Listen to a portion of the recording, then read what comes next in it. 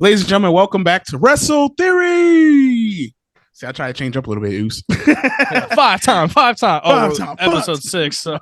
Oh, yeah, damn it. All right. You see, we're a little ahead of time, so we great. But yeah, six time, just like King Booker, right? So yeah, 6-time world champion.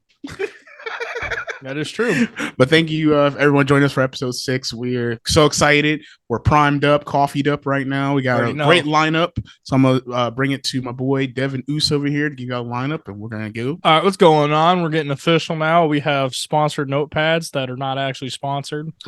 Also, shout out to Devin Uso for bringing in his inner MJF / Orange Cassidy look right now.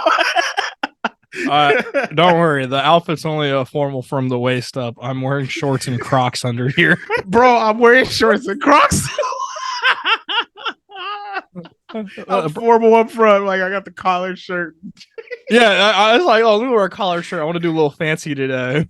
Oh, real, like that's crazy. That's crazy. I used to hate Crocs. I used to think they were the ugliest shoes, and then I owned a pair, and now this is like my third pair of Crocs, bro. Bro, I'm obsessed with them. I used to have some red ones back when we used to go to Western. Oh, right. I used to have some red, but they were not the same. They were more like foamy because I broke through them within like maybe a couple weeks. And now they're so like much better. Bro, now Crocs got a rubber and yeah, man, they're great. Yeah, bro, Crocs got a Sonic collab right now. High key want to get anyway. But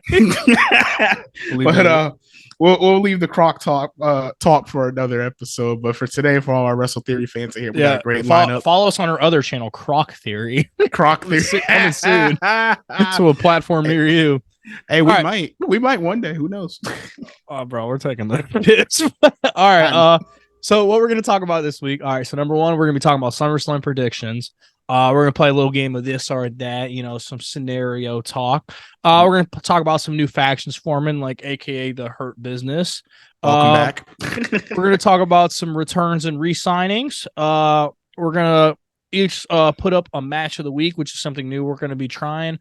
So we're either going to be highlighting a match that happened in the past 7 calendar days that we think was just amazing, or we're just going to pick a match from all history, all promotions that just deserves a shout out and a highlight just for being a good match that maybe didn't get the 5-star rating or enough eyes on it that it should have. Definitely. And then we're going to take it home with AEW Collision being a show now. There's a lot going on with that and a lot to talk about. So that's probably how we're going to wrap up that episode today. Mm-hmm. I'm excited about it too because, we got so much to talk about. Oh, I'm so excited to talk about Collision, man. Me too. I was going to say, I know you just say you want to wrap it up with Collision. But do you want to start off with Collision? I mean, we both are excited for it. I mean, we do make the rules around here, so why not? We do, right? Oh, we make the rules, so fuck it. Collision, boom. All right, so, bro, I really love Collision. Like, it's hard to watch, I'm not going to lie, as far as it just being Saturday, because I'm not used to putting, like, unless it's a pay-per-view, you know what I'm saying? But like an NXT pay-per-view, you know. So it's been hard for me to, I had to remind myself, oh, shit, Collision, and have to go back and watch it. But they've been putting out some bangers. Like, I love that spot of the match, let's say, Andrade. He's been going at it with Buddy Murphy. They had a crazy ladder spot I thought was really cool.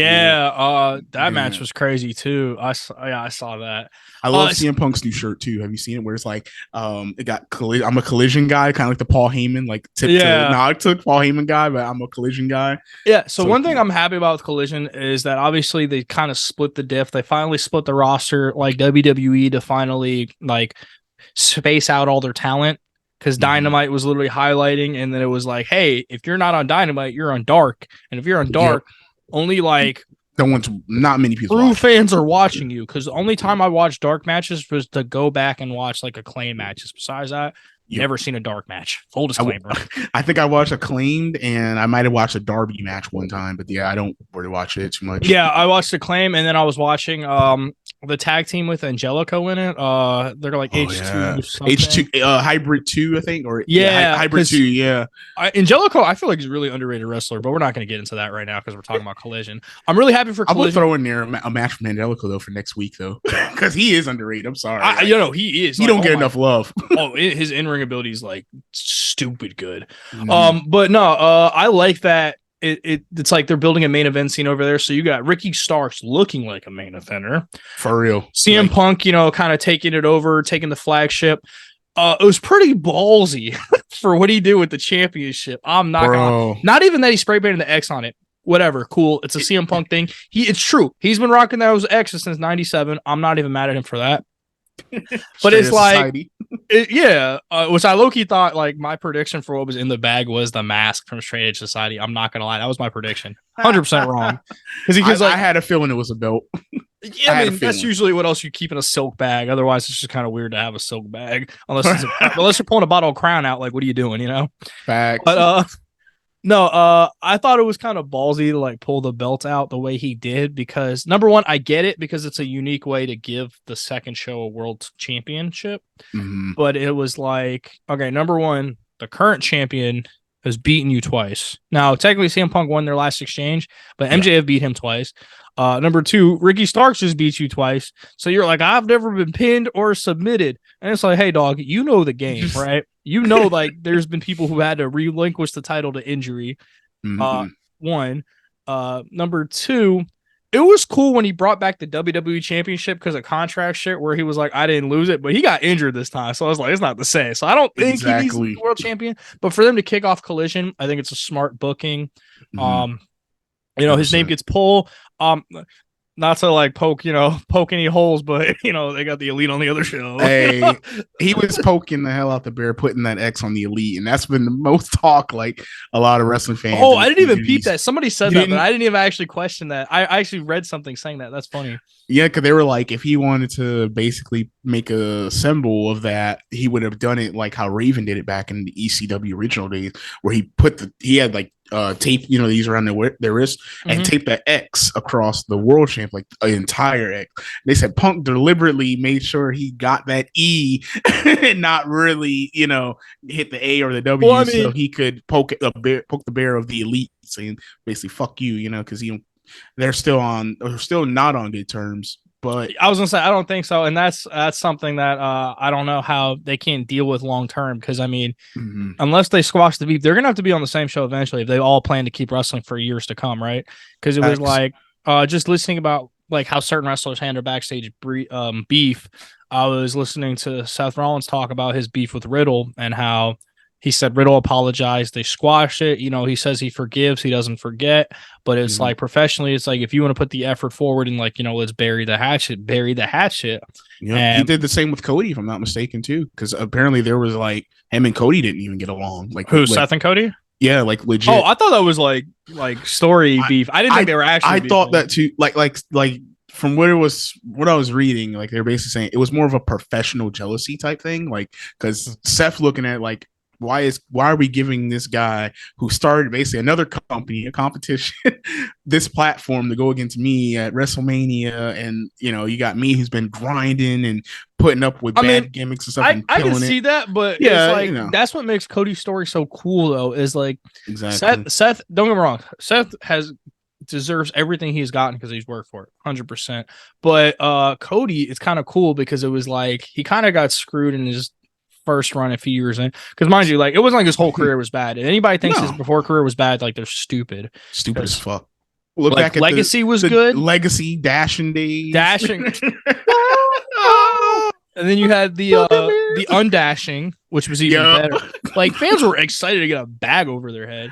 Real. And then he brought back the old IC title. Like, man. Yes, the white strap, bro. Cody did something with that. He was the shit. He still the shit, but yeah, no. For anyone who thinks that Stardust was like his peak and that was it, like they're still... No, Stardust was like the bottom of his career. And I know he actually, so believe it or not, I always thought he hated that gimmick. He actually didn't. He was cool with his gimmick. Because you know, he's a professional. He wants to try new thing, try to make whatever you give him work. That's how you know you're a real like artist to the industry.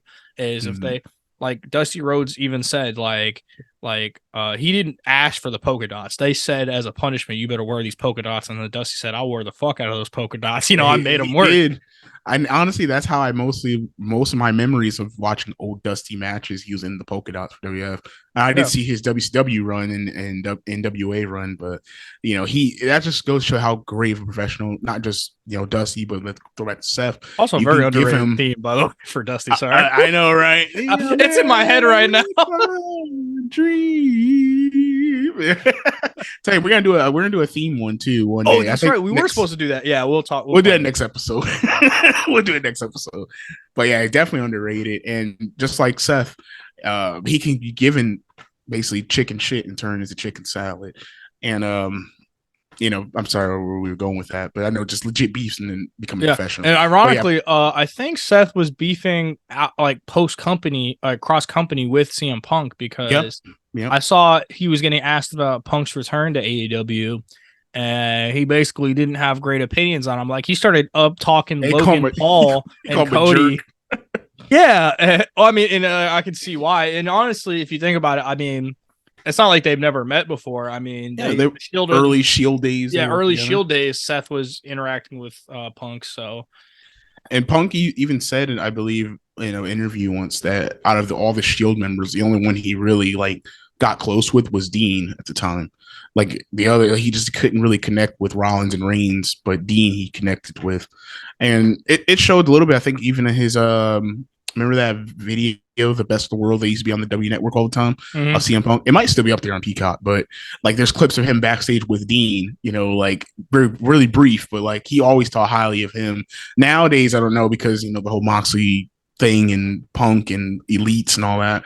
I don't know if they're still good, but at least they could work together. Well, mind you, at the time of the Mox incident the Punk incident with Elite, Mox was currently like going through the whole rehab thing. Mm-hmm. If you remember, that's around the same time, because I remember Punk giving a shout out to Mox while he was in rehab. Yep. So I don't think that situation was really on Mox's mind at the time. So I don't know where he stands on it, leaning left or right. I honestly think he, might be minding his business, because that's what I would do. Unless you were like my bro, like, because you got coworkers and you got work friends, but you got those work friends who are like bros. Yeah. Unless you like that coworker who's a bro. If somebody says like fuck you, I'm like, cool, fuck those guys too, But like, so like for the Elite, it makes sense. Like, oh, hey, Punk's got a problem with Kenny. The Young Bucks are like, hey, that's our dog, because they are actually like really good friends. Yeah, that makes sense. But if I'm usually in the company and, I'm cool with you. Yeah, I got problems. That's not my concern. That's not my business. I might have an opinion on it, but it's not my business at the end of the day. And that's where one thing where a lot of people have to keep doing is, mind their business. It makes life go a lot smoother. That's one thing I feel like AEW kind of screws the pooch on, is they don't like. That's real life shit right there, y'all. Oh, Wrestle Theory fans out there. Minding your business gets you a long way in life. Minding your business gets you so far. I ain't even joking, bro. Well, bro, that's so crazy though. Back to Punk and the Elite, because it's so true. Because when they go through Wembley Stadium, which is a huge 80,000 people, are they going to keep them separated? Then they got All Out. They got I can't get the words out. Double or Nothing. They got. I mean, all they're beefing. I still think it's cordial enough to where they can be in the same building. It's not like they see each other and it's on site. I don't know, man. Like I said, obviously, if we see them, it's like dirty look, a fuck you. Maybe they keep walking. I don't see it turning into a like on site like, like Punk's like, if I see that motherfucker, I'm cracking him. Like, I don't think it's that deep anymore. I hope not, man. You know how hard it is to be that mad that long? That shit happened like last year, bro. Punk can hold a grudge though if he wanted. He can hold a grudge, but to be that mad, to be ready to fight after a year after it happened is like pretty crazy. I hope not. And mind you too, like Punk won that fight. He knocked one of them out. I can't remember which one it was. I heard it was one of the Bucks. It was one of the Bucks. Yeah, was it Matt Jackson? Maybe. I just know it was one of the Bucks. And I know Omega got bit by Ace Steel because he. Yeah.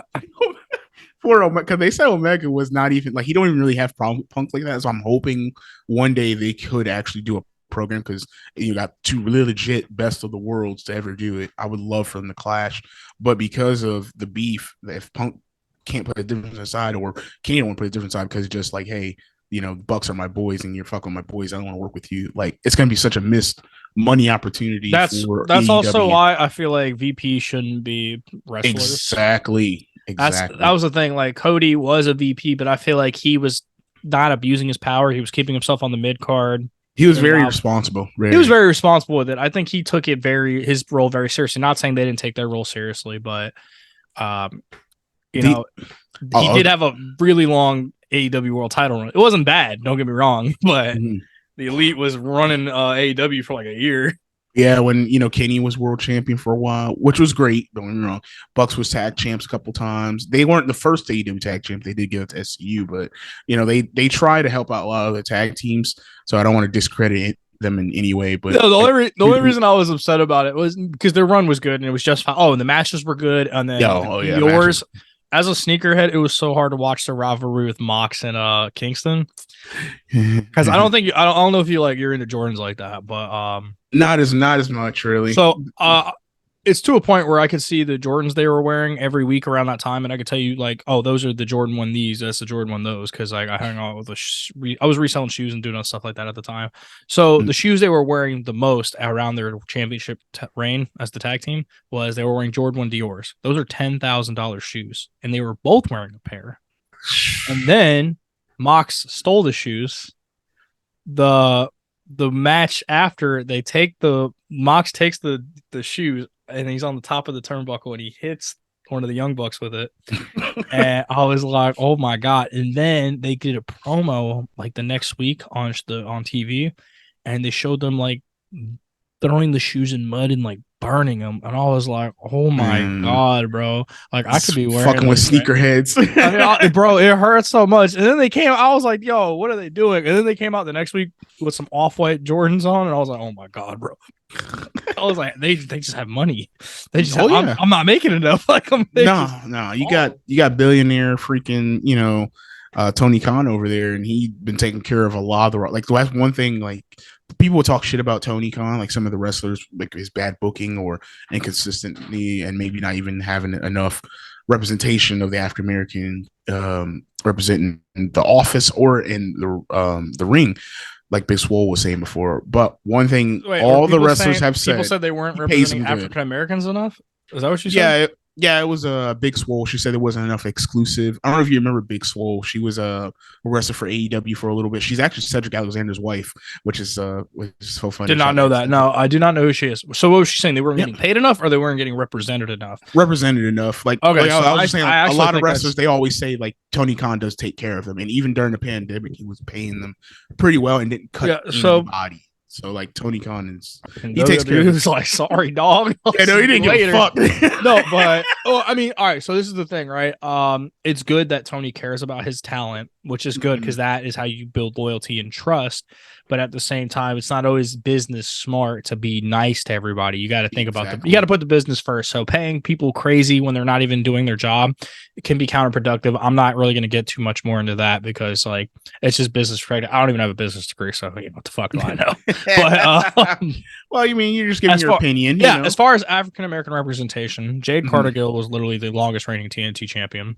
Yeah. When this came out, this was before Jade even So was really big. Jade, I don't even think Jade was TBS champion at the time, but she was still on her streak. But she was. Okay. I don't even think she was. This is when I don't know if you remember this. This is when Lio Rush and Lio Rush, Tony Khan, and Big Swole, they were all going at it on Twitter. But Big Swole felt that she was basically wrong because she got cut. I don't actually have a Twitter account. Oh no, I didn't either at the time. I was just I currently still don't. I've just never had a Twitter.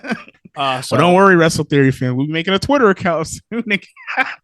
Well, actually, I know people get off subject a little bit, but Twitter it's went through some changes now. A lot of people don't like it.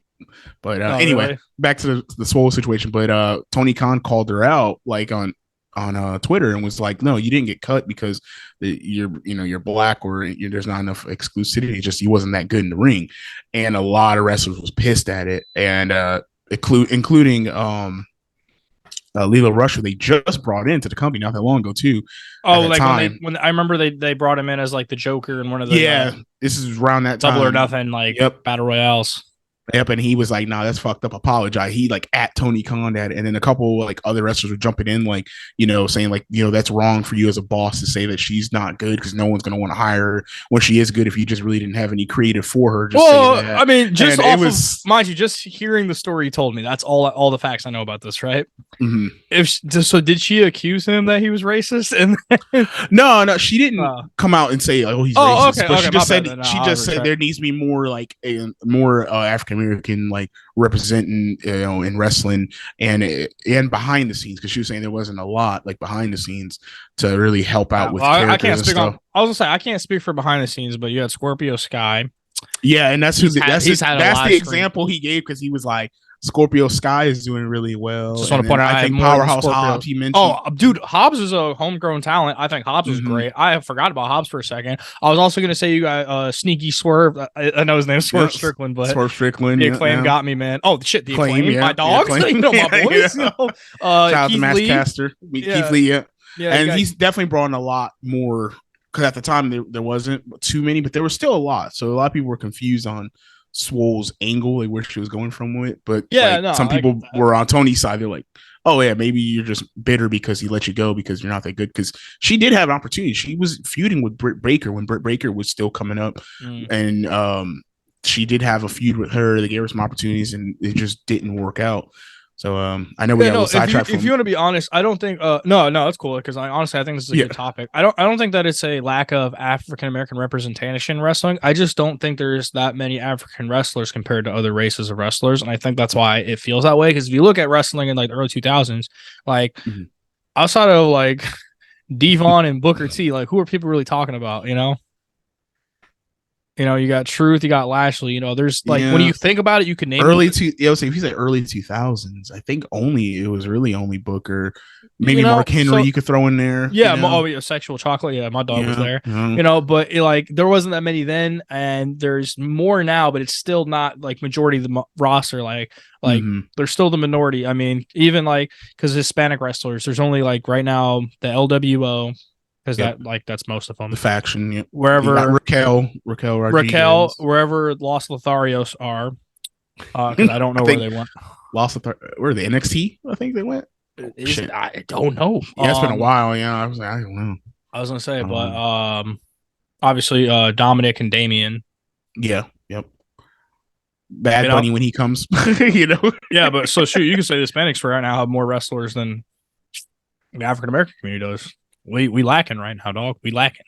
Just a little bit. But I think I'm really interested to seeing what this new Hurt Business is going to do. If it does, and that's the perfect time to transition into the Hurt Business. Exactly. Yeah, let's talk about that, man. So let's give it up for the original OG Hurt Business. Y'all were broken up way too soon, and it was fucked up. So we're gonna give y'all respect right here. Vince, you my dog, bro, but that one I was not fucking with. Yeah, Vince, like I don't know why. And even like hearing like every member of the Hurt Business like doing shoot interviews or they just talk about it, and all of them were against breaking up. Like because every one of them. Like why break up? Why it was working? Mind you, they were still a newer faction too. It was like the Judgment Day has been a thing longer than the Hurt Business now. Let's see. I was trying to say, like, a lot of LWO has probably been a faction equal to the amount of time that Hurt Business was a faction before breaking up. I think so, yeah. If we're not counting the 90s run, The 90s run? Yeah, LWO. No. I'm talking about the new came out. Yeah. My bad. You were talking about the new one. You made me think there was a 90s Hurt Business, bro. I was like, bro, the Nation of Domination, dog? Yeah, that was Nation, baby. I was like, what are you talking about? No, I'm talking about LWO. Yeah, no, okay, got you. No, I got you. How are you feeling about this? Because, I mean, nothing's confirmed yet. We don't even know if they're going to be called the Hurt Business 2.0 or Hurt Business, but I'm for it because, number one, I already know Carmelo Hayes is going to be the future of the company. So talented. Trick, I want more from Trick. Mello don't miss. I actually like Trick. I want more from him because I want him to do a bit more on his own, but I think a faction's still cool too. And then with the Street Profits as well, because one thing they keep talking about was what's next for the Street Profits, right? They keep going tag division. They're not really changed. They're great in ring, but they're not really changing much gimmick wise. They come out, they say, we want the smoke. They roast somebody. They have a match. They always get close to winning the championships, and then they never do. They're winning 4-way tag matches. They're doing all this stuff. But then what's next for the Street Profits? Sorry, what did I say? Herpes? What's next for the Street Profits? Street Profits, yeah. Sorry, yeah, that's what I was talking about. And so it's like the only thing people would be like is, oh, when are they breaking up? Because what does everybody see? They see Montez Ford. They see Montez Ford shooting up. They see Dawkins going wherever. Like from what people, wrestling communities and these groups and stuff, like they always say Montez Ford is a future world champion, and D'Angelo Dawkins is basically going to be like a non-factor. shout out to the Acclaim. And but it's it'll be messed like, up. oh, hey, Montez is the Shawn Michaels. The other guy's Jannetty. That's how they look at that. They're going to say Dawkins is the Jannetty. So I think a faction's actually like, a move I didn't see coming, and B, the best idea for them because it gives them something to do. And I was talking about the factions are something WWE needs to start growing towards. And I think everybody should eventually be in a faction. So that way, kind of like how AEW kind of got factions low. That's what I was telling you. New Japan started it, and then AEW took off into that because, mind you, there's a lot of New Japan influence in AEW, even 100%. Though. Yep. Like even before they did Forbidden Door, if you think about it, because you had Chris Jericho who was wrestling over there after his for a short time after WWE. Obviously, Omega, the Bullet Club.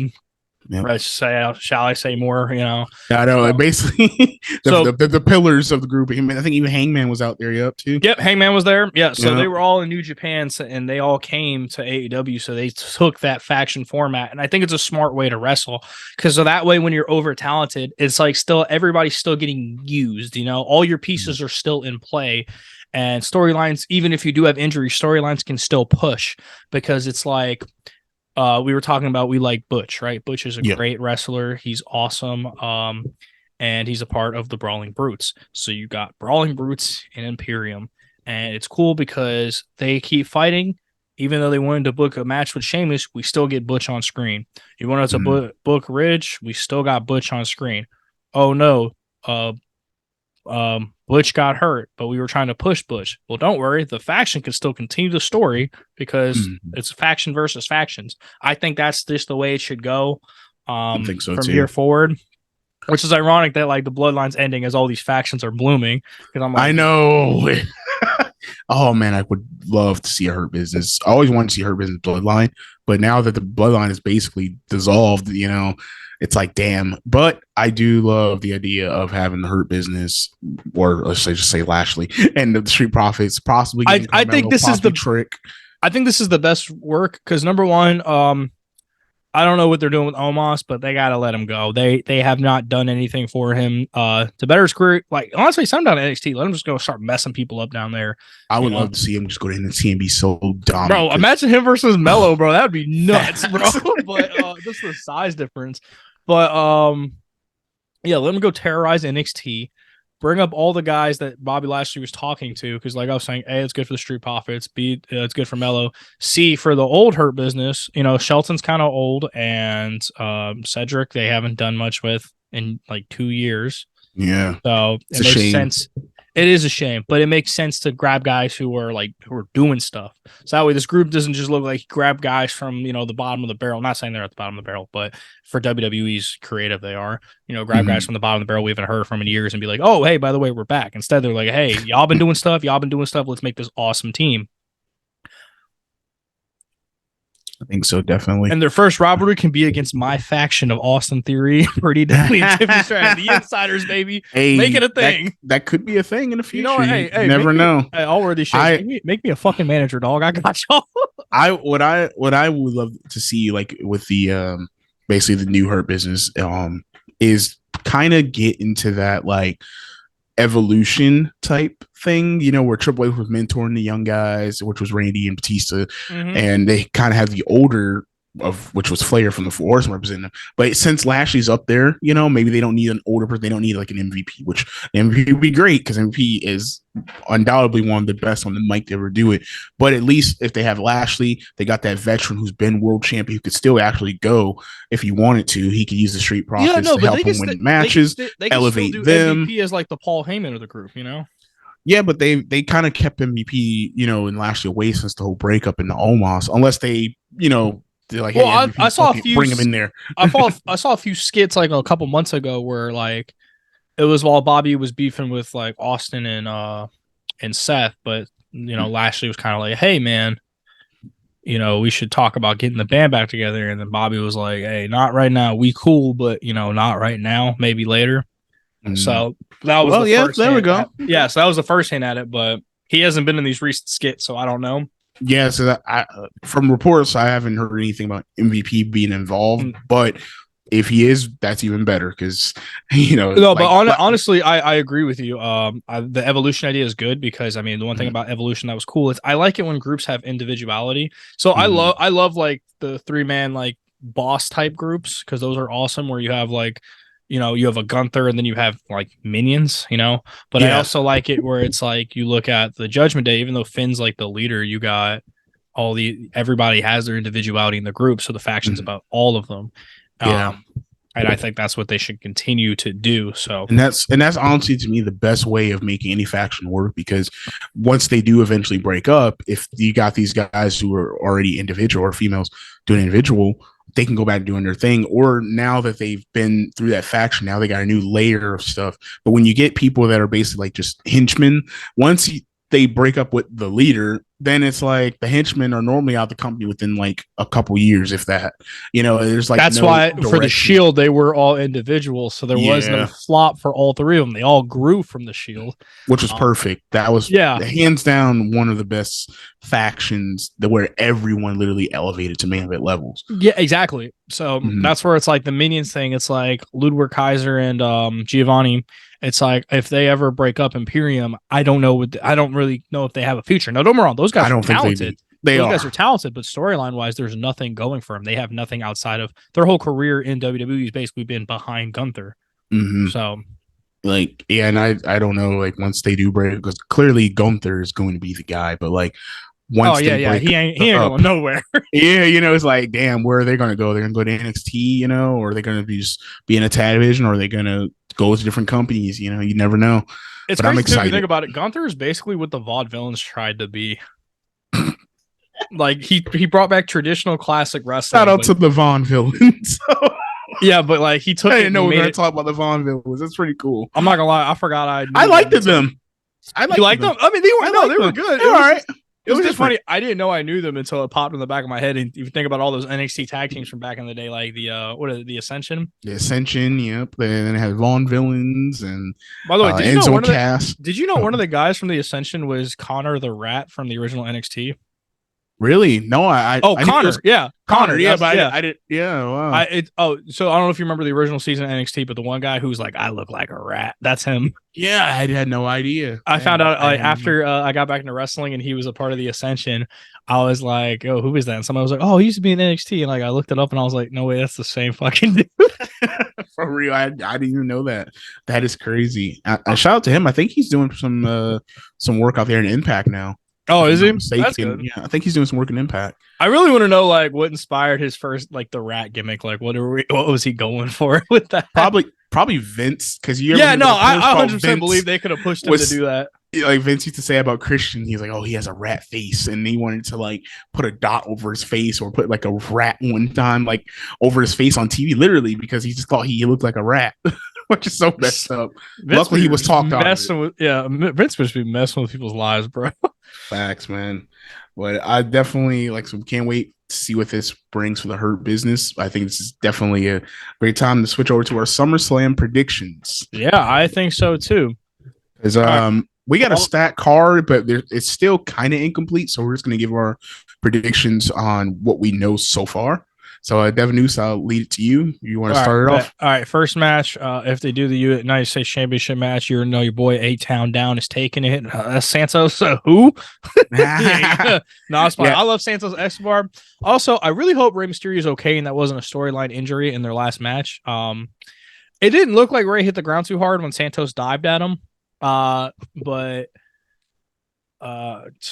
yeah, they had to stop the match. It was it didn't really elevate the story to stop the match like that unless they were trying to protect both wrestlers. But and I think that's kind of what they were trying to do, because it's like that's what made it kind of weird having Rey win, because it's like, all right, if you had, let's say, LA Knight win, it would have been easier to go with the next finish, give LA Knight the chance to go against Theory, or if you want to do Santos, perfectly fine. But when had Rey, to protect Knight, it's easier to lose in a multi-man match because it's not really like you lost because you weren't good enough. It was like, hey, somebody beat you to the pin. Of course. And then so that's why I'm like, all right, cool. If they're not going to do that, moved on. But with Rey, it was weird because, all right, now you got basically the leader of the LWO going against another member who's basically an LWO. Yeah, so it's like, no one really comes out looking good unless they wanted to bring some type of division into the group, but it didn't seem like that. So I don't know if that was legit. I don't want to say it's a division thing, because the thing is if you think about it, it's literally Legado del Fantasma and Rey Mysterio.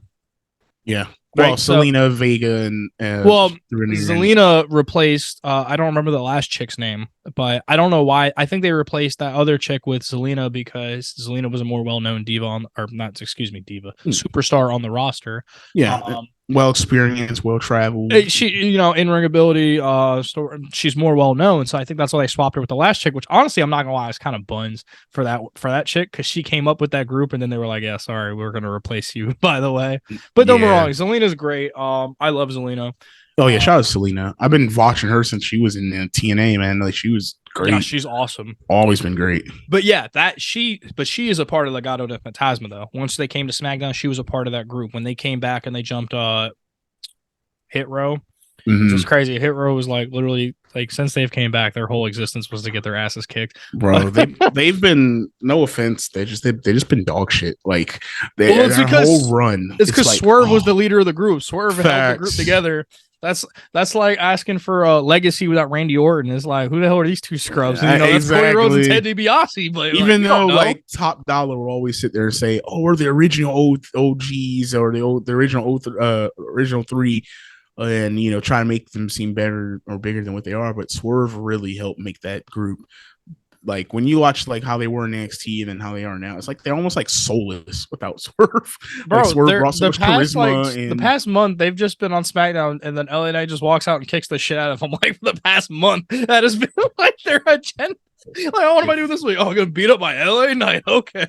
All right, we're going to match, and then LA Knight's gonna come cut a promo. Y'all ain't gonna do nothing. Like that's literally have been. They haven't even rapped. Like, when's the last time they rapped, bro? Wasn't that their thing? Yeah, they used to rap to the ring all the time. Now they just play their theme song. And they couldn't keep up with the Acclaimed, huh? No, nah, you can't do that, man. Mac's been killing it. That's one person, man. I've been watching for a while, and he's killing it on all levels. Fun fact, actually. Before Max Caster got signed, and I was a little off topic, but I was looking at my People's Choice thing, and so I originally reached out to Max Caster to get me an intro for the People's Choice because this is when he was still in the Indies. Yeah, he was just doing like raps and intros for people, and I've messaged him, and we actually was trying to get something working, but then he ended up getting signed by AEW, so it was like fuck, and like they were kind of like he was just not doing it as much. Not saying that they didn't let him do it, but like he just wasn't doing as much. Well, did you text him? Was like, hey, are we still on or not? Or yeah, I ended up messaging him, and he was just letting me know like he's just been really busy with AEW and his stuff, but he was hoping to get back to me. He was busy carrying the video game with the music. Bro. And that was like a year and a half ago, and I was like, but we were talking, and I was there, it was cool, and then he ended up like telling about his merch, and I actually got a little discount on that. So that's when I had my Platinum Max. See, I really want to buy a Scissor B Daddy ass shirt, but it's like, how do I wear that in public without context? Oh, bro, when I first seen it, I was like, I want that shirt, but it's really it's a fire shirt. But it's really hard to wear that in public. I'm saying, especially as a straight dude, you're gonna get a lot of looks, and they'll be like, "All right, bro," and like, bro, I live with my family, bro. They're gonna look at me and be like, "What the fuck are you?" Exactly. Same here. My family, like, not that they're against it or have anything. No, wrong, mine either. But they're gonna be like, you just walk around, and you got a shirt that says, I got little brothers walking around. Like what? Exactly. Like I can't walk around. I got my niece around, man. I can't do that. But that shirt is hot though. No, yeah, I know. It's just one of those pieces of clothing you think is fire, then you buy it, and then you're like, I can never wear this. Because I bought this one shirt one time. And I thought it was fire, and I was like, "Yeah, I'm about to wear this everywhere." And then, like, I got it in the mail, and I opened it up, and I was like, "I can never wear it." Said it's been in my drawer ever since. Like, it's just one of those T-shirts, man. Like, I mean, I used to have when I have it, but I actually wanted to get it, but then I realized that's not a good shirt to get. It was the DX shirt from back in the day. I mean, we put it in there. It was the cock with the rooster one. Do you remember that one? No, I got. Oh man, you got put it in the graphic. Remember, I wanted that, but I was a kid. I was probably like 11, 12 maybe, and I was like, Yeah, my mom's not gonna want me to wear this shirt. Or So not, it was get it for me, or it wasn't a bad shirt, but the first shirt I wanted to buy was 2010-ish Miz shirt. It was like it had his eyes right here and it said "Be Miz." That was like the first shirt I wanted. It was so fire. I actually wanted to get that chick magnet shirt from the Miz. Oh, way back. Yeah, the OG, the reality. The OG. Yeah, I forgot about it. Oh, I remember Miz, man, when he so SummerSlam prediction. SummerSlam prediction, exactly. We are so off topic. All right, so I think for the unified championship match, or not unified, undisputed world heavyweight WWE championship. Excuse me, there's too many titles now. I know. Right? I do think just talking about adding a mid-card women's title the last episode.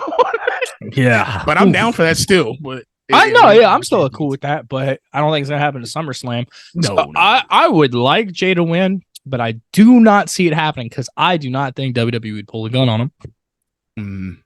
I don't think so either. I think there's going to be some kind of funky interference. I think the match is going to be amazing, but yeah. Probably going to be top. I don't know. Drew and Gunther, they're going to wrestle, so they might have the top match, but they're going to be right behind them. Jay and Roman. Jay and Roman, I think, and I want Jay to win, but I don't see it happening. I don't see it happening. I would love it to happen. I think it would be like a crazy pop because I don't think anybody would actually expect it to happen. So hey, WWE, now's the time. Exactly. If you want to catch us off guard, WWE, please, yeah. If you want to really help us, shock us fans and shit, have Jay win the title. Even if it's a short reign, just that moment would be. I remember what we were talking about. A, somebody like him makes sense to end the storyline, and then B, guys like LA who people like can actually win. But enough about him. We'll talk about the women's match. We got Asuka, Bianca, and Charlotte. I think that's going to be a loaded match. Oh, yeah, that's another one that could steal the show. That one is a little hard, bro. I honestly don't know who's going to win that one. I'm leaning more towards Asuka, even though I want Bianca to win. I wouldn't mind it. So, actually, I'm thinking Bianca. I'm not going to lie. So, it doesn't look like Bianca. She actually looks like the last person to win out of the three of them. Me too. But at the same time, I just kind of like Bianca, like, taking it back to kind of, like, remind you, like, she is her, like, she is her. Facts. I personally think that, in my opinion, I think they're going to give it to Asuka.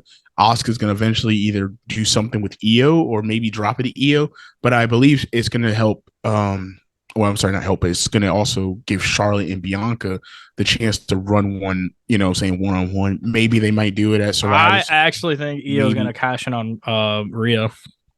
Like tonight? No.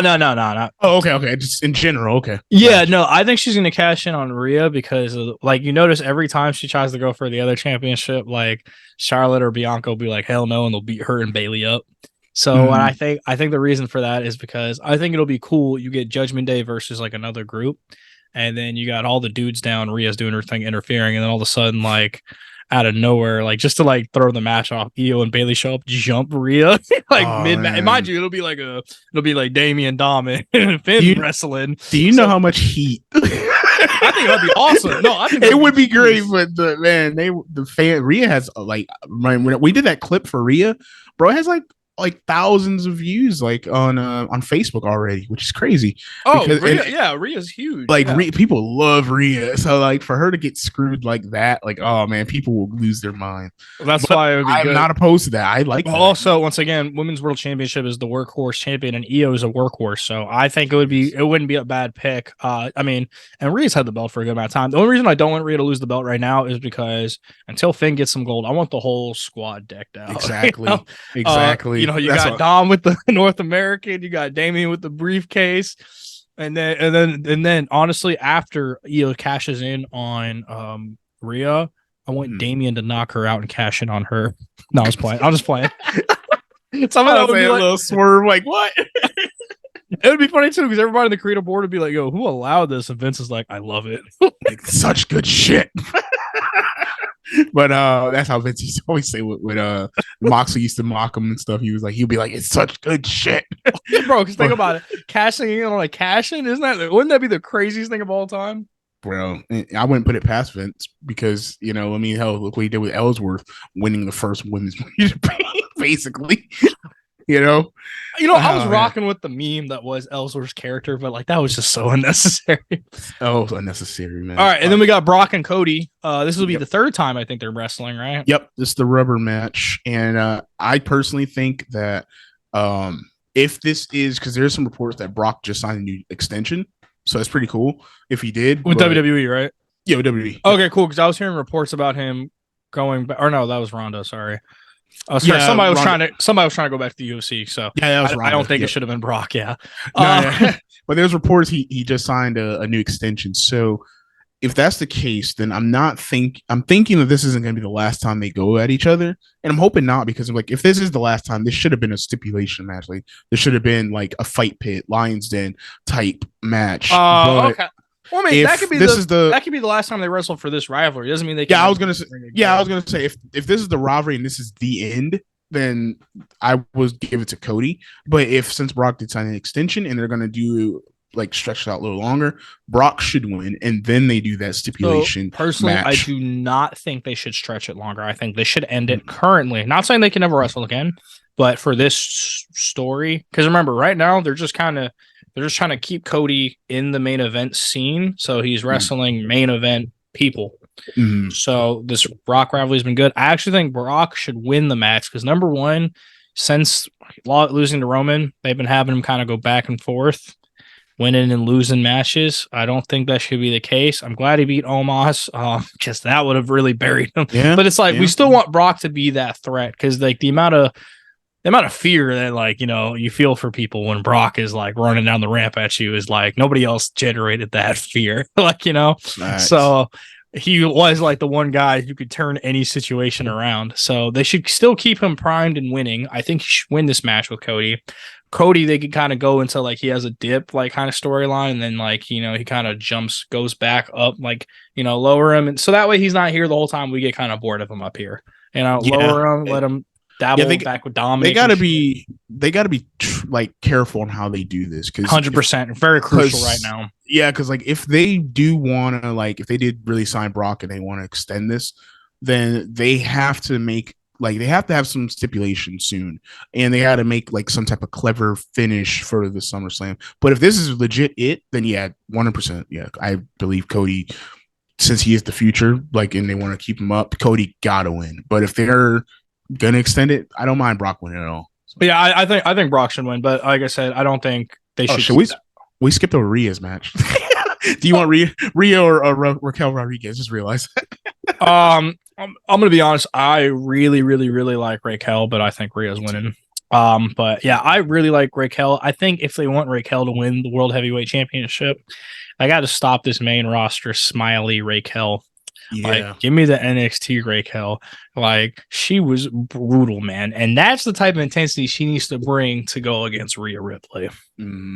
What's so crazy? It's like we were just talking about Shayna Baszler not too long ago, and how NXT booked her as this dominant champion, and then even Raquel was more dominant, more serious. But it's like once they go to the main roster, why do they always have to change them? What made them so special? Like, I mean, even Asuka for a while, like they had her keep, of course, that streak going before she lost to Charlotte. But like, it seems like NXT always knew how to build the women up better. So I think part of it too is just because of the size of the women's division, too. Because think about it, right? You have the guys on NXT, and then you have them go from NXT champion to jumping on the main roster. It's not like it always makes sense for the NXT champion to be throwing hands with, the Roman Reigns and Seth Rollins. It doesn't always make sense for that to be elevated that high, which they did do with Braun and stuff, Yeah, they tried it. Yeah. Which I don't think was bad. It definitely shows that when Braun gets to the main roster, they can already push him in a high position. But I mean, they still want that to be the developmental stage. So they want to know so it's kind of like a gamble. Where are they going to fall when they finally hit that main roster? So right now, you got Waller on the mid card. He's still finding his place because he's currently a new guy on the roster. You had guys like Riddle. What's up? I was gonna say, did you see that remix People's Elbow Grayson Waller tried? Yes. Well, I know it's hilarious. He normally does the basketball elbow drop, so that's not new. But the fact he did the rock thing to make fun of was for real. And like I said, I love Grayson Waller. I liked him on NXT. I'm only mad that he's getting the love Theory should be getting right now, but we're not talking about that. But that's true. The point is, he's fluctuating in the roster. He's finding his spot right now, which is cool because they're not going to throw him to the main event picture because SmackDown's reserved for the Bloodline. But then you get guys like Bronson Reed who are dominant on NXT, and then they're like still trying to find his spot. You had Tommaso Ciampa, who is a very dominant NXT champion, had a lot of history, carried the black and gold brand, all the way from DIY in the Dusty Tag Team Classic, all the way to Tag Team Champions. Was he a North American champion at one point? I think he was. Johnny was. Johnny was. I don't think he was. I think he. All right. Well, he was definitely a 2 or 3 time NXT champ, right? Yeah, definitely. Yeah, he was definitely 2 or 3 NXT. I think he was gonna go after the North American, but got hurt. So I think him and Velveteen was gonna do something, but they ended up getting hurt. Mind you, he was the champion bridging NXT Black and Gold to NXT 2.0 too. Yep. So he was that transitional champion. But yeah, go off, bro. Oh, damn. All right, cool. How we looking? This or that match of the week. Only got 3 things left to talk about. Yeah. So that's how SummerSlam's looking. All right, we got 2 more that we predictions. We got Finn's and Gunther's matches.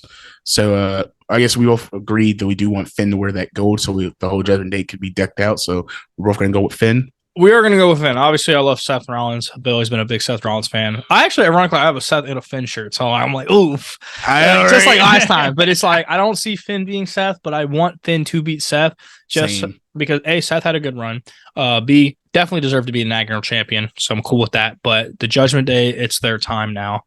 And regardless, after that, even if Seth loses the belt, he could still do a rivalry with Judgment Day trying to get it back. Even if not, wherever they put him, it's money, it's gold. Regardless, he's a made man. Yeah, so I'm going Finn, and then for Gunther and Drew. Oof, I don't know. That was a toss up because I was like, I want to say Gunther, bro. I really want to say Gunther because he's this close. As much as like record, that's exactly close. What I just saw. WWE just posted that he just beat was it Pedro Morales' record, or he's getting close to beating Pedro's? Well, so Honky Tonk Man was the highest. There was somebody, which I think was Pedro. Pedro, yep. And then there was somebody I recognized that he beat by a day. That's gonna kill me. I low-key want to look it up now. I know, right? You should go ahead and look it up, and then we'll just edit it. No, it's cool. We could we'll just keep it in. But no. So I think that Gunther is going to retain. Me too. Oh, here we go. Oh, Randy Savage, bro. Oh, Randy Savage. Okay. Yeah. Cool. So he was, when they posted it, it was Randy Savage at 413 days, him at 414, Pedro at 424, and then you got Honky Tonk at 453. So 60-ish days, they can definitely drag his reign out for 60 more days. Because I mean, bro, we've seen Drew versus Gunther too many times. I don't think Drew needs to take it from Gunther. I do think he should definitely get back into some title scene. So dump Seth down, have Drew start going against the Judgment Day. Yeah, that would be great. But then it's like, how we're gonna get there though? Because if they're kind of like, I don't know. I mean, they can get there eventually. Drew loses the match. They could do Seth and Finn rematch, maybe, then throw Drew in there after. Well, we got time, Yeah, there's time. They can work that somehow. Yeah, so we both agree Gunther's the one we want to win. Because it's not who I want to. It's who should. It's like I don't. Because I love Drew too. But I think Drew 100% could kick Gunther's ass if he needed to. But like, don't get me wrong. Like they're both like those. It's like movable force, and like they're both even. They're both heavy hitters. Because I think we're in agreement. The Miz should definitely take the belt off Gunther. Oh, is that? I was gonna ask you, who do you think should? I pulled that so far out of my ass, bro. I was joking. I was say, do you think? I was say, I love the Miz, but fuck no, the Miz. Come on, dude. I was gonna say, like, do you want like a fluke victory, maybe? Like he doesn't roll up and grab the tights. I mean, I could see that, but they do gotta. Nah, unless they actually build my boy Miz up, there ain't no way in hell that's happening. Only thing I can think of, they want to keep Gunther looking extremely dominant, is that they let him keep the Intercontinental Champion, of course, go on to win the Royal Rumble, and then him, maybe they could do like how they did Warrior versus Hogan, where it was Intercontinental Champion on the line and WF Champion on the line. They could do like WWE World Heavyweight Champion on the line and Intercontinental Champion on the line. So that would Gunther be cool. Versus... The only thing is, I don't think they should put the belts on the same guy again, because then we have a whole situation where one guy's holding all the belts. So true, it'll be hard to split them up. But Gunther could be a great one to do it, only because he is still a full-time worker and he's super over right now. Yes, even as a heel. But how do you get both belts off him and split them up? You don't. So what's you gotta do it like Kurt Angle. What they're gonna do is then they're gonna be like, oh well, then so since he has the World Heavyweight and the Intercontinental, he's now the World Heavyweight Intercontinental Champion, and we're gonna make a new mid-card title. Here's the Mexico Championship. That's what's gonna happen. So they shouldn't do that. I hope not. I was gonna pitch real quick before we switch off, but I was gonna pitch the way they did Kurt Angle when Kurt Angle first came into the scene back in like the early 2000s, late 99. He was the Intercontinental and the European champion at the same time. Oh, that was 98, 99. I know what you're talking about. Yeah, it was so clever how they did it. Because the only person who ever done it before was D'Lo. But how they took the title off him was clever, because Angle, they wanted him to still be strong and look strong. So they had a triple threat match where the first fall was for the European champion, the second fall was for the IC champion, and it was against Benoit and Jericho. Yeah. And they had basically Kurt lost both his belts, but didn't even get pinned not once in the match or submitted. So it was like a screwy way to still make him look strong, but he lost his titles, and then he went on to go be Kurt Angle and win the world titles and all that other stuff. But I was thinking they could do something like that if they don't want to like just say, oh, he's now the Intercontinental World Heavyweight, and we're going to bring this new mid-card title up here, and I say give Finn some time with it. Maybe get Drew some time with it. Maybe have Gunther take it from Drew. Fact. I don't know. That would be pretty cool. Oh shit! I'm sorry, bro. We got two more. I forgot Shayna's match, and then Ricochet. All right. Let's see. Shayna's winning. Ricochet's winning. Yeah, because I don't see any. Well, because Ronda's either one to win, and Logan's about to box. So yeah, I was gonna say easy wins. Easy wins. It really sucks though. I really was hoping that they would have done something better with Shayna and Ronda, but I get it why they wouldn't want them to do a crazy stipulation type of match, because I brought about Brock and Cody. Ronda needs to be healthy too. Yeah, so that's why I understand why they probably didn't want to do that for her. But and then Logan also needs to be healthy. So which once again I don't see happening, because whenever Ricochet and Logan get together, it's nuts. But you know what? That's a crazy thing too, because if we're going by like booking logic, it's like you don't want Logan to lose, because Logan's already been losing a lot lately. Yeah, so it's kind of taking away that. But he's that draw. But he's made man already too. He got his own following and Prime and everything. He's not made as a wrestler, but he's got draw.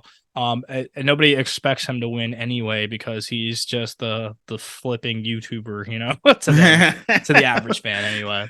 Big facts. If he wins, cool. But all right, let's do our match of the week to wrap it up. Oh yeah, okay, yeah. You want to do our match of the week?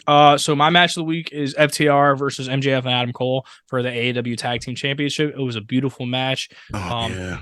That was classic. FTR winning, I'm not too surprised. I mean, those guys are just a well-oiled machine of a tag team. Plus, it would have been kind of crazy for MJF to hold all the belts, all the AEW belts. So that would have been kind of cool. Definitely put one over CM Punk. But and then I love that they didn't have a betrayal, because they had Adam. I was expecting that. Yeah, and then I'm glad they turned it out to keep a team. All right, what do you got for this week? All right, so that's actually a really good pick to give my tip-off hat to Adam Cole and MJF. One of the most entertaining shit's going on in all of wrestling right now. Oh god, yeah, yeah, all wrestling right now. They're so entertaining. We had Mommy and Dom. So AW was like, watch this. We got Adam, baby, and MJF. Better than you, baby. I love it. So my match, I went old school because I wanted to throw a little shine over and highlight how great this match was. So this is from 2003, NWA TNA. It was number one contender spot. It was AJ Styles versus D'Lo Brown. Okay, now that is a classic, and I'm gonna love to put some of those clips, highlights into the video. I have to send it to you, brother, because man, they tore the house down. And I know D'Lo Brown is one of the best, probably one of the most underrated performers ever, but he's more praised for his work backstage and as an agent from his time in Impact and everything. But like as a performer too, like they used to be a great tag team too. Like he is really good, man. Like super talented. Him and AJ, of course, AJ was AJ, and this is AJ in this prime too, like 03 AJ, like flips and dives. That's the trick. AJ's always in his prime. I know, right? I mean, he's even though he's older now, but like he's still really good. But like back then, it was a different animal. So that's who I'm highlighting. It was a great match, and you can stay tuned on the Wrestle Theorists for next match that we're gonna pick for next week, because I do love this concept, because we want you guys to let us know in the comment section what match do you like better. Yeah, and what match did you like better? If you're just in the mood to spend 10, 20, 30 minutes watching a match, go ahead and check these matches out. Definitely recommend watching them. Both are really good, and one is more recent, so that's even great for all the newer fans. Mine's on YouTube. That's where I watched it like yesterday. Mine's you could find it on some is on YouTube. I think it's on YouTube as well. But if you got Impact Plus, there you go. Go watch it there. It's a cheap plug for them, but definitely a great match, man. That's my pick. So I think we just got one more thing we're going to talk about, which is our game. Which is, this or that. Yep. All right. This or that, or would you rather? I mean, we got to come up with names with it, but so I start mine off with would you rather, and this is going to be a really interesting one. But I think I know your answer, but I'm going to ask you anyway. Okay. So, would you rather, if you had to erase one of the groups, which one would it be? DX or Evolution? That's Evolution. Hard, right? Evolution's got to go. Evolution's got to go. You're going to leave Randy and Batista in the dust. Bro, oh man, you can say what you want. Evolution was legendary for what it did for Randy. Ric Flair didn't really need it. Batista, it helped Batista out, but his career didn't even end up going the runs because he stopped to act. Trips, I mean, he was a made man anyway because he married Steph. So Evolution, you take it away. 3 out of 4 were still good. DX, regardless, every kid in America is. So I don't think there'll ever be a faction as entertaining or as awesome as DX ever again. That is so true. Especially because that era, like I wish they could recreate that magic. I wish I was like older to be like young enough to enjoy it, like because I are old enough to enjoy it back then. All right.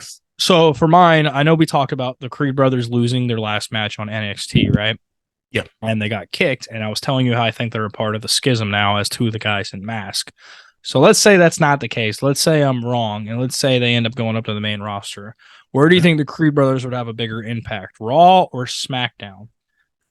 I think SmackDown. I think the only reason is because, like, as far as like tag teams, like, for a long time, the Usos was holding down SmackDown. Like they were killing it. Yeah. Now that they're kind of doing, their own things and with the Bloodline situation, SmackDown really doesn't have that tag team representative. Of course, they got the LWO faction, got the Brawling Brutes, even pretty deadly. But I think throwing in the Creed brothers in there would actually help make it even that much better. Raw kind of has tag teams, but not really either. So I was gonna say, either way, they got the Street Profits. What other tag teams do they have though? Street Profits. I mean, you could throw in Judgment Day, but are they really a tag team? Yes, but no. But yes. Chad Gable, is he still Gable? Yeah, that's a tag team. Yeah, there you go. Alpha Academy is a tag team. Alpha, yeah. So when I think about it, now we mentioned he might be better on Raw because SmackDown got at least a little more depth. I mean, they got Imperium on Raw too. So. Yeah, Imperium is a tag team. Yeah, but actually, Alpha Academy and the Creed brothers, they would go at it. Oh, that would be a match. Yeah, man. Because imagine, what's the bigger Creed brother? Brutus. Was it Julius? I think Julius Creed. Yeah, him versus Otis, bro. That like 2 meatballs tanking it. Oh god. Now I want him to go on Raw. Yeah, I'm sold. Now, I was saying I'm switching over. So I'm going to Raw. Now. I didn't have an answer, but now I kind of want him on Raw. Oh god, that would be such a fire match. That would be. All right, and I think that's where we got one more thing. I think we should talk about. And that's the return of Randy and Big E. So, like, how would you book them to come back? We both, as wrestling fans, we both miss Randy. We both miss Big E. We both hope that they come back both healthy. But, like, how would you book them to come back? So, who do you want to go first? Do you want to do Randy booking or do you want to do all right, so let's do Randy first. Because number one, I feel like they're going to discard this, and I don't want them to, but I want them to rekindle RK-Bro. Now, I'm not saying they need to go on a tag team run together, but I think like Riddle should get jumped by like Judgment Day or something. Because number one, Riddle hasn't been doing much either. He did have that Intercontinental match, so he's still good on the mid card scene. But I still want to push him back up because he's in that tweener stage where he can run a world championship match thing. Not like on the Seth Rollins level, but he's still believable to be up there. He's also beaten Seth Rollins before. Yeah. So I want, like Judgment Day or somebody, Imperium, since right now they do have that thing going, can be Imperium just beating the shit out of Riddle. And then all of a sudden Randy's like, hey, y'all gonna get off my boy. And then RKOs for everybody. Man, that place would just blow the roof off. And then there, just RKO everybody. Even Rhea, like he got RKO Rhea too. If they do, let's say they jumping them, or let's say they wait a couple months to do it because right now it's still kind of in the timeline where it fits. They give it a couple months, so that way Gunther breaks the record because it's like 60 days, so 2 months from now. So which means you can do it actually return a month from now to like give time for the match to build up. So yeah, give it exactly a month from today. Have Riddle get jumped by like Imperium. Randy's like, fuck this, starts RKOing him. Now he's got a match a month later against Gunther for the IC title. He's the one to take the title off Gunther. I like that. I like that a lot. Like I was thinking basically almost in the same lines. Like if it wasn't going to be with Imperium, if it was going to be with Judgment Day, that's why I was like, he got to come in here and just argue everybody. Dominic, Rhea, Damian, Finn. I do want him to cross crowd paths. Would roar. I do want him to cross paths with Judgment Day because I know on my mama and everybody else knows that Rhea's getting an RKO. We all. But she's been putting her hands on dudes for so long with no consequences. Randy's like, oh, you gonna learn today who I am. Randy would be the one. That might work on some of these other guys, but I'm different. But it's so crazy too. Like as much as I would love for RK to come back, and I do want him to come back, RK-Bro, but I do want Randy to turn on Riddle only because like if let's say like Randy say like, man, this time I was on the shelf and watching you and you haven't done shit, or you haven't amount to nothing without me and this and that. And they go through a series where we get like old school Viper Randy. Yeah, but that also could work for Riddle because Riddle's got that dark side too. Like it's like he'd be like, yeah, he'd be like bro and stuff, but then all of a sudden like he's in a heated match with you, bro, and he's got that whole aggression. So honestly, that could take RK-Bro into a darker turn where he's like, you ain't done shit without me, and then Riddle's like, you're right, and he gets all pissed off, and then him and Randy start fucking everybody up. Yeah, there's options with that. Randy's got a lot of play. Big E, it's kind of hard because New Day hasn't been doing much. I know you were talking about them on NXT against Pretty Deadly, but I know the NXT champions are Gallus right now, I believe. So it's not the New Day. I don't know where they're at or what they're doing. Yeah, like I know, like was hearing like there's some nagging injuries like Kofi's going through right now, and Xavier's always doing something, no matter if it's with up down down or Xavier. That's a man right there. Yeah, he's set for life with his video game role, but like with Big E, like that's interesting because he's the one I had the hardest with of trying to like think of something for him to do. But I think if they want to continue to get him back into that singles push, maybe. I'm thinking they have him go to SmackDown and somehow try to just build him back up to that main event level because, I mean, maybe they could start throwing him if the New Hurt Business comes together. Maybe they can have the New Day feud with the New Hurt Business, or they can have the New Day go back to SmackDown, like get Kofi and Xavier back to SmackDown. No, honestly, I think with the Brawling Brutes, because he does have a bone to pick with Ridge Holland a little. They could do kayfabe, like, hey, you broke my neck, motherfucker. And well, not only that too.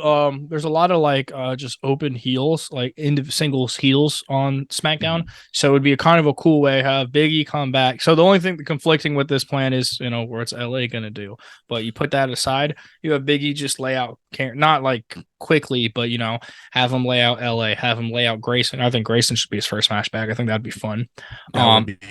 Yeah, but like have him just start laying out all the little heels on SmackDown. Even some of the faces. Santos can get it. Theory can get it. Actually, he could beat Theory. I don't want him to beat Theory, but he can take it from Theory, and eventually they can build him back up to that world title picture. Because I'm telling you, I will be the florist and full only accolade to push Big E for world champion all the time, baby. Fucking awesome.